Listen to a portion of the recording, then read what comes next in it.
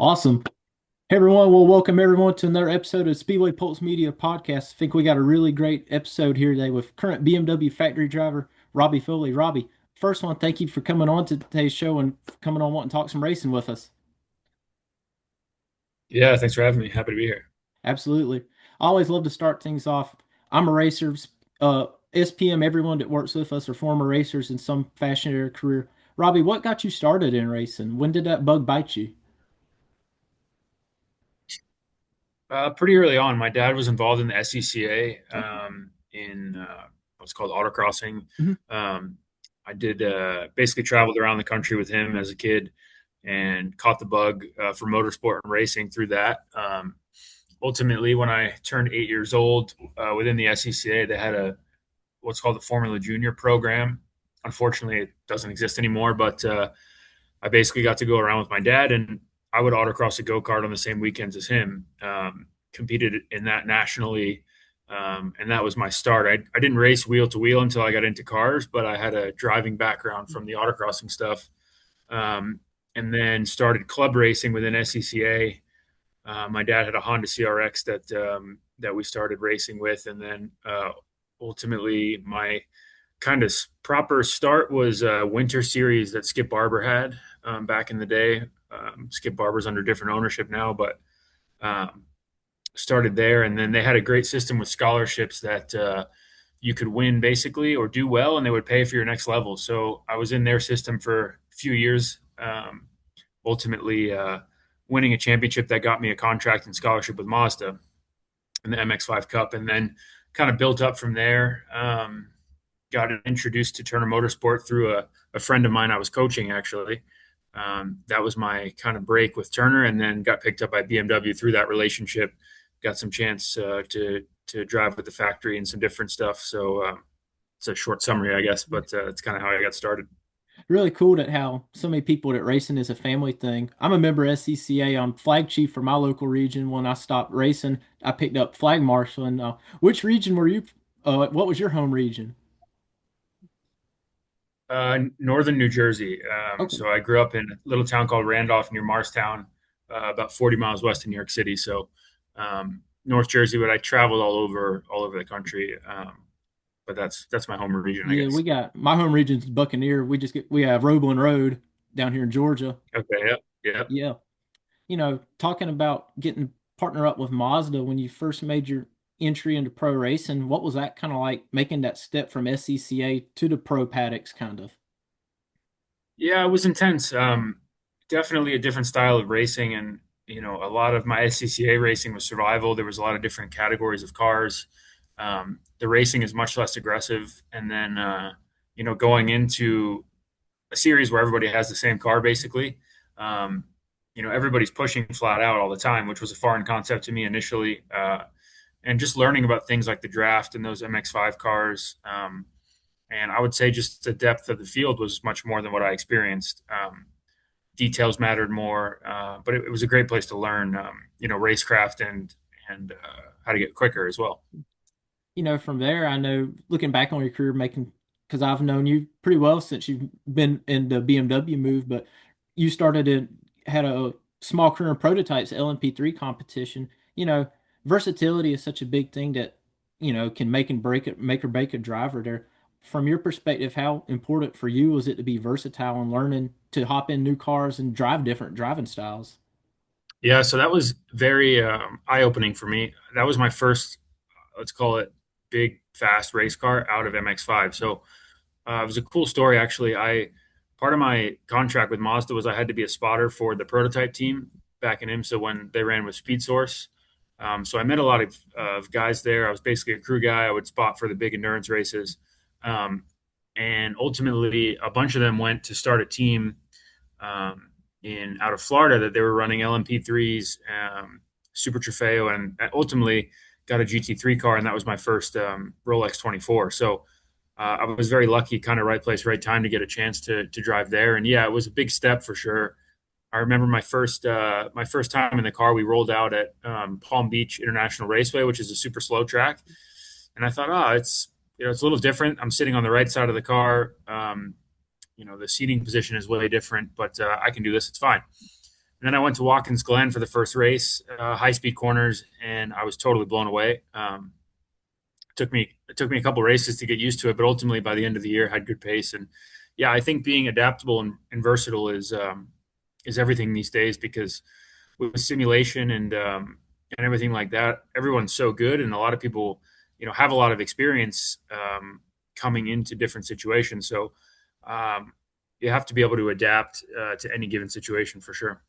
And you see that so much more now in racing. People don't do the route like most people do through karting. It's now you can hop onto your simulator, got home, and hop on iRacing, and then kind of make a career from it there. And you're able to hop into these tracks you never been to, and it's you just have that natural feel of kind of what to expect for the track. Yeah, for sure. Yeah, I do a lot of it, and I think it's as good as you can get from your house. It's not one to one. It's not exactly like the real car, but it's damn close. And that adaptability that it teaches you to jump into different cars at different tracks and try to get the lap time out of it is a really important skill. So I think if drivers aren't using it, they're definitely missing out. You know, talking with you through your career, and you've made climbed a ladder all the way to the top now with BMW. How important is it being with a brand that's so focused into their motorsport? You look at all over the world, it doesn't matter just here in America. BMW is wanting to be involved in everything. And if a team like Turner that has such a rich history with BMW, Yeah, absolutely. I mean, as a brand, I think there's such a great history within BMW. I've always been a fan of BMW motorsport in general. I kind of, I guess, from a young age was into the American Le Mans series and Grand Am in America, where both Turner was present in the Rolex GT series and then the BMW factory team in American Le Mans series. So just such a rich history. Also, it's a great time to be involved in sports car racing with all that's going on. There's a lot of hype around all the different races. From the Nürburgring 24s this weekend, it's completely sold out, 500,000 fans, which is pretty crazy. Our races in IMSA are reaching record highs. So to be with a brand with a storied history like BMW and kind of in this new golden era of sports car racing is really a privilege. And I think we have a great partnership between I mostly drive for Turner. Turner and BMW have Will's been running exclusively BMW since he started, so that rich history is cool to be a part of, and yeah, it's a great manufacturer to drive for all over the world. it's impressive just seeing the depth of sports car racing now. I can remember back when it was kind of feast or famine getting people to want to come, but Yeah, I think now with the iteration of the hybrid cars, and now that they've moved to completely GT3, that you can go just about buy that. Everyone's got a favorite car. You can go buy that Porsche or BMW, and so now people want to be a part of it because it kind of goes back to the old saying of racing: win on Sunday, sell on Monday. yeah, for sure. And the technologies, racing has always been a good test bed for road cars, and that's you see the hybridization of the top level prototypes. I think that makes a lot of sense for the manufacturers to activate there, develop systems and softwares that ultimately a few years down the road, can go into the street cars. I mean, racing has always been a place to develop. Like the disc brake, for example, was developed in racing. A lot of basics that are in every street car you see on the road, came from motorsport. So it's a cool time to be a part of for sure, and hopefully we can all keep it going. We were just talking about Nürburgring. You've had a few opportunities in your career to go drive abroad and at Nürburgring this year. Talk about some of your career that you've had outside the U.S. that most people might not know that you've had. Yeah, so I've been lucky to do some GT3 racing there. My first race was in 2021. I did a couple of races over there at Spa, Hungaroring, Barcelona. Done a bunch of testing over in Europe. And I did the Spa 24 as well in a M4 GT3 in 2022. I've done the Le Mans 24 hour as well. So yeah, I sprinkle in as much racing over there as I can. I'm also, heavily involved in some BMW activities abroad. Lately, the racing calendars are clashing a lot, so my focus is in the U.S. for sure, but always love to kind of try to take on the big races if I can. Spa 24 was a great event. We were leading, doing really well. Ultimately, had to retire, unfortunately. But yeah, it's great to be able to race globally in this, GT3 platform, which is I think going on 20 years of GT3 racing. So it's still going strong. The cars are always evolving. Technology is always evolving. Um, and yeah, they're great fun to drive. Do you get any opportunities throughout the year to do a lot more testing than racing with some of the cars overseas? A little bit. Globally, there's about 23 factory drivers for BMW. So most are based in Europe. There's a few of us based in the U.S., kind of focusing on mostly U.S. racing. But yeah, globally, there's a group of drivers all assigned to do different things, and we all keep in contact on what's going on and how we're developing the cars. Some of us specialize more in the GT side, some are more on the GTP hypercar side. But yeah, collectively as a group, it's a strong group of drivers, and we've been able to have good success recently. It's really cool to be able to see some of those guys that, drive the hypercar, just like last week at Spa. I saw like Dries Vanthoor and the Vanderlinde brothers, and they're in the GT3 car this week at Nürburgring, and they're just on it from the word go. It's really impressive how, we talk about versatile, that they're able to hop in one of those cars that's completely different than the prototype. Yeah, absolutely. I mean, ultimately, a race car is a race car. So, you try to get the best out of it. The impressive part, as you say, is to jump in straight away and just be on it right away.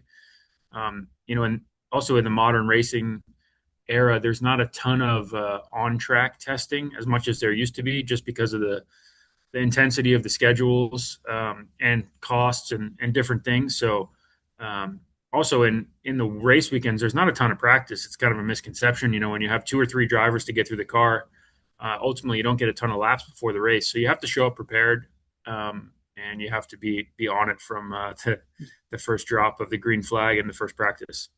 Yeah, you look at your IMSA calendar, and most weekends it's just a couple sessions, and then like was it Long Beach? Y'all had two sessions in qualifying. You'll hit all three in the same day, and Saturday was a race.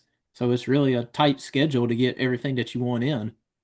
Yeah, absolutely. And you have to kind of come off of the truck um, in a good window with the car setup and stuff. So, the work away from the track has increased, in years past. And yeah, basically every WeatherTech weekend, we only really have two practices on the sprint weekends, maybe sprinkle in a third on an endurance weekend. But yeah, if you don't come prepared and you're behind, it's definitely going to hurt you, especially with how competitive the field is these days. For a while you've been doing both dual campaigns, WeatherTech and SRO, GT World Challenge America. Do you feel that that helps you while the seasons, like just last week you were at Sebring, but you were there in March. Do you feel that, extra laps, whether the race comes before or after, always just helps you? Yeah, certainly. Between those two championships, there's some distinct differences. The biggest being the tire, the other kind of being the BOP. And in SRO, we're the quickest class. There's only GT3 cars, so no prototypes to deal with and stuff. So yeah, the more laps and reps you get at different tracks, kind of broadens your memory bank for different things. This past week at Sebring, it was super hot, like in the mid to high 90s. So we don't really see those temperatures in March, but you can learn every lap you do, you learn, and if you're not, you're doing yourself a disservice. So for us, we have also a good collaboration within the team and engineering groups between the programs. So um, not everything will translate from tire to tire on different tires, but certainly general trends we've learned we can apply. And I think this past weekend we were super strong just because of um, partially because of the memory bank and wealth of knowledge we have at Sebring running this car. So yeah, absolutely. Did you feel that the BMWs kind of held one of the better advantages to the Mercedes? I know, they had the JMF one had the DNF right about the last hour, but did y'all feel that y'all were probably the second best car out there? Yeah, I mean, honestly, we probably were the strongest car. I think we worked really hard on our long run pace and just trying to take care of the tire in the heat, which is difficult. We were the quickest in Q2 in the qualifying session, and yeah, we had really good, strong race pace. So unfortunately, that those guys fell out, had a mechanical failure, and we couldn't fight them. But was definitely looking forward to racing it out. And it ended out, great for y'all. And as you look towards Road Atlanta, like you say, you can kind of build up a notebook heading forward there that you can maybe take for Petite come October. Absolutely, yeah. It's a track that's been good to us in the past. Having won Petit Le Mans, been on the podium there multiple times. Again, it's going to be different though, temperature wise. In the GT World Challenge Series, we'll be there in the summer. Our race will be kind of at the peak of the heat during the day, Yeah. where Petit Le Mans ends at night. So you have a huge temperature swing there, and you're always setting up the car to be fast in the night. Um, but yeah, again, general trends for what makes our car, quick there and the window we need to be in. I think, we can roll off the truck in a pretty good position. It's the first time for GT World Challenge teams there in a long time. So, uh, especially on this new tire we have that we got in the middle of last year, this new Pirelli, a lot of teams are going to be adapting to running that tire there, and it's going to be a hot one again. So we'll have to contend with the heat. Swapping back and forth from tires, is there kind of a misconception that one tire is better than the other, or do you feel that you prefer one or the other? Maybe be the better question. Um, I guess this might be a politically correct answer, but I like both in different ways. They have strengths and weaknesses. They're both different to drive. What I enjoy is the nuance and the detail of how to get the best out of each tire. Mhm. There's pros and cons of each. They also behave slightly differently at different tracks, different levels of tire degradation, how much they fall off. As a general, I would say the Pirelli is a bit more tricky to drive, but it also depends on the window and the temperature and the Yeah. track. So I like both. We know what both tire needs kind of to stay in the window. And honestly, it's just like you were talking about before, adaptation. It's just adapting your skill set and your car setup to the given tire.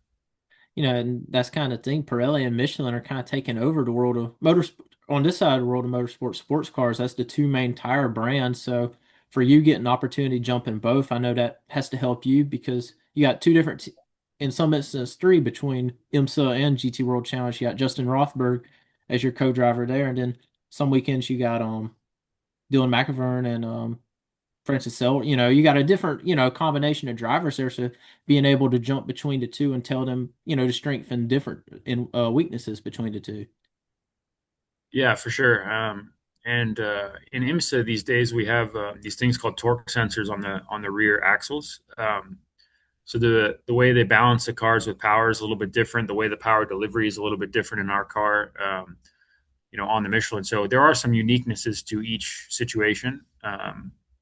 And yeah, just I'm lucky to kind of touch every one of those different situations. So we have just a bigger memory bank or a bigger base of knowledge to go off of. I can also reference years past, race reports that we've done, and we've had a balanced tendency that gave us some trouble, and this is how we fixed it, and things like that. So also, there's certain characteristics of a car setup you need at different tracks to achieve the lap time. So for example, we know what makes a car go quicker on Road Atlanta. We just have to find that window on this tire um, and maximize it.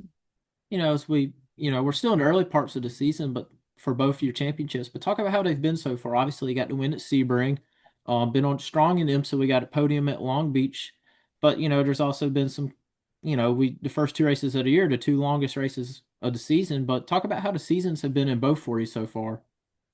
Yeah, starting with IMSA, it's been good. If you look at our past three seasons, we've had a tale of kind of two stories. In 2024, we were quick. Won some races on the podium a bunch, and just fell short, finishing second in the championship. In 2025, we lacked a little bit of speed. It was a new Evo car coming out for us, and a lot of new that we adapted to eventually, and were really quick by the end of the season. And we executed really good races. We just didn't have the ultimate speed to kind of get it done. Heading into this year, now we've got a really fast car again, which is awesome.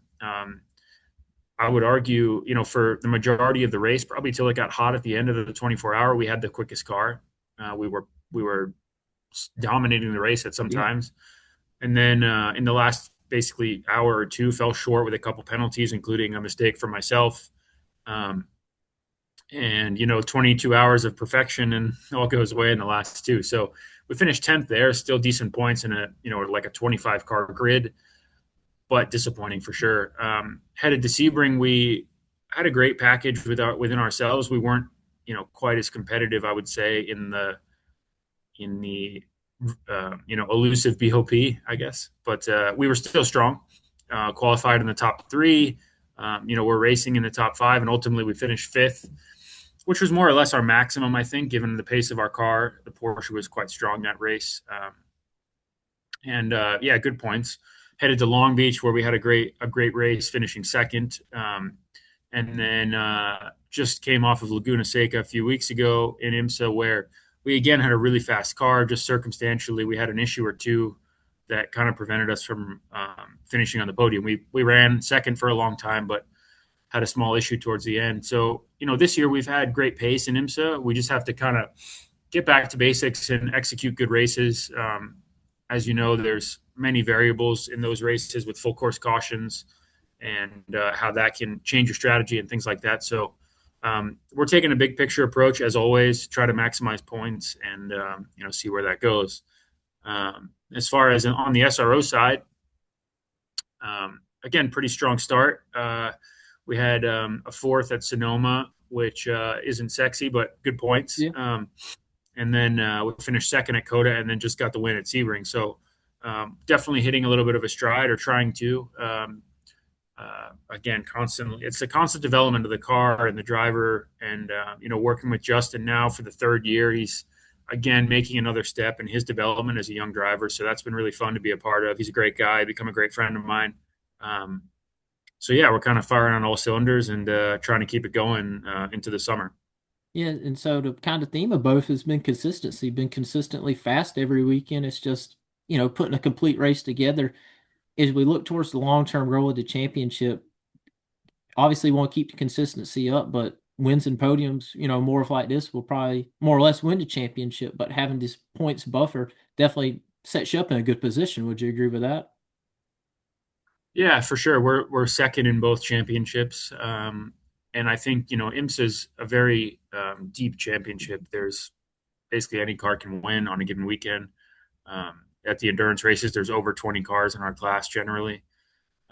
So there you really have to be consistent. And I've always tried to be someone that manages risk well and doesn't take undue risk. If you're it's not worth throwing away good points for a Hail Mary, more often than not, right? So try to just finish, in the top five every race. That's the goal. And then when you're fast and you can win one, you got to win, and then rack up some podiums. So that's going to be our mindset for sure. In both championships, I think in SRO you can take a little bit more risk because there's less cars.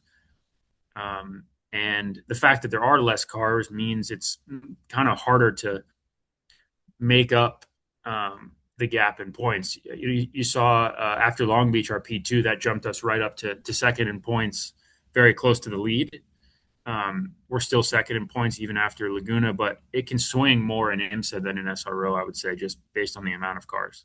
And then also with the fact that SRO 3 hour races, IMSA, while you got sprint races, but you got the enduro sprinkled in there. And at certain points of the races, there's opportunities to make up more points. Like at Daytona, they do it at the end of every 4 hours, I believe. And so, yes, the one good thing about IMSA is there's multiple opportunities, and then you get a couple points for when if you get pole. Yep.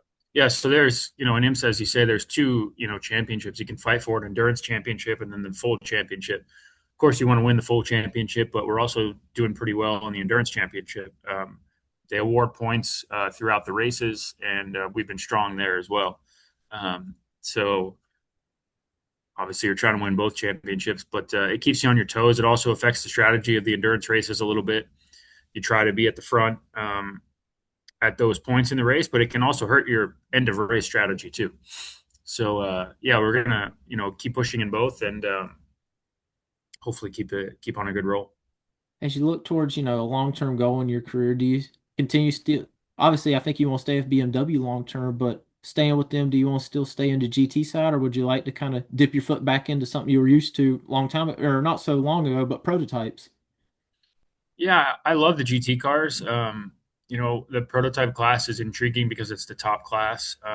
I'll be totally honest. I'm a little too big to fit in those things. I'm, like 6'3", and it's a tight squeeze. So, for me, I would love to try at some point, but I think realistically, GTS is my home. I really like our current car. I feel like I know it intimately by now in the M4 GT3 Evo, and I love racing that thing. So I'm really happy where I'm at. Would love to, the two kind of big goals in my career. I think, I mean, there's many, obviously, but at least as an American on the American side of IMSA, winning GTD championships and the Rolex 24, those are the two big ticket items. Of course, as a driver, you know, you want to win the Le Mans 24-hour and big races, Nürburgring 24-hour, Spa 24-hour.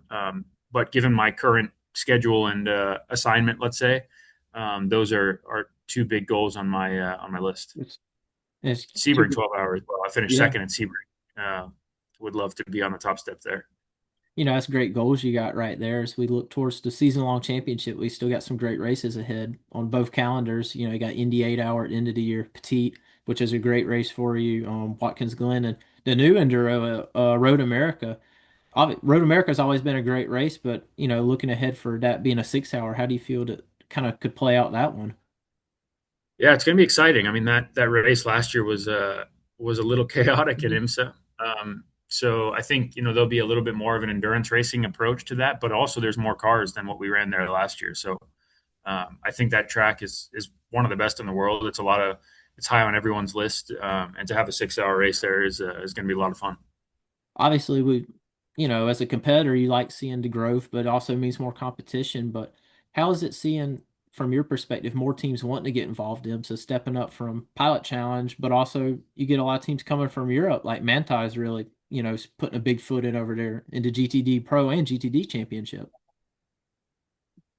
Yeah, absolutely. I think we have such marquee races over here. Rolex 24 being the Super Bowl, our first race of the year, the Sebring 12-hour, Petit Le Mans. These are all races that any driver and any team wants to win. So, the last couple of years, there's been a wait list to do the Rolex 24. It's one of the five biggest races of the year with, Le Mans, Indy 500. It's on that short list of big races that drivers want to do, and you see motorsport legends and top drivers all wanting to come even to do one-offs at that race. So I think for our product and our place in motorsport, sports car racing is definitely in a strong spot, and just goes to show why everybody wants to come and compete. And it's like we said, we're truly at a golden age. But Robbie, I want to thank you for coming on. This was a really good segment here. I really enjoyed it. We'll be at Road Atlanta next month, so definitely we'll stop by and maybe shoot some stuff with you. Awesome, yeah. Thanks for having me, and A- look forward to seeing you down there. Absolutely. And want to wish you best of luck on the rest of the season. Got some fun races coming up between both calendars, and can't wait to see what happens and hopefully see that awesome looking blue and white BMW up front. Cool. Yeah, thanks. Appreciate it. Absolutely. Thanks, Robbie. Thanks.